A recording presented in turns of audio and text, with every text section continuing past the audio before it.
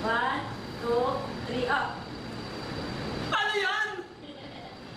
Hindi ka sa akin, wa. Yung regalo sa'yo? Oo. Hindi, kitchen. Gagawin ko kitchen.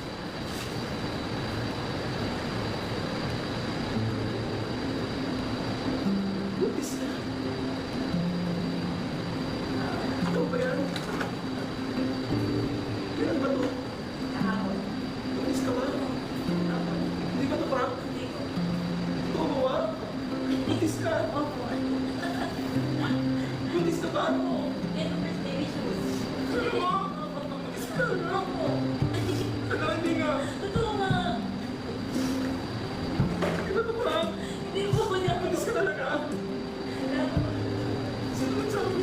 Ako, sinay ko po. Alam ko na po ito ng kami. Hindi nga. Dadagan na ulit. Alam ka naman.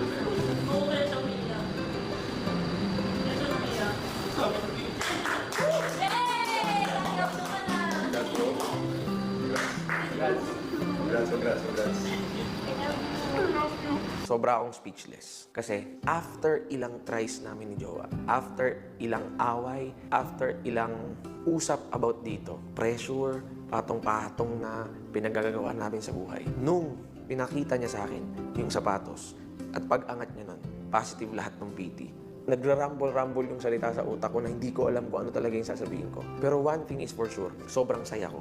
Kasi may lumusot na sundalo at nakabuo kami ni Joe. Naramdaman ko yung nararamdaman ng mga kaibigan ko noon or yung mga nagkikwento sa akin na nalaman nilang buntis yung asawa nila. Biglang pumasok sa sistema ko yung pakiramdam na gano'n na, oh my gosh, buntis ka? Totoo ba? Totoo pala yung ganung pakiramdam. Yung alam mo ng oo, nabuo na. Tapos, ang daming tanong sa utak mo. Grabe, masaya ako.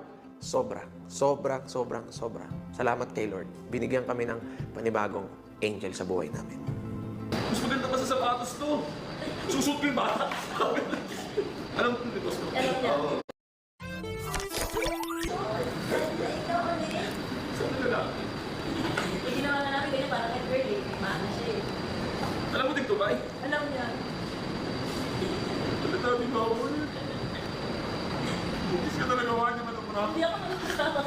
Pare-pares sila ng reaction ng TV nila ewan. Hindi ako nagpaprank. Parang reality show na tayo. Tingin-tingin na mo na yung prank ka. Hindi ako nagpaprank ko ah. Hindi ako nagpaprank.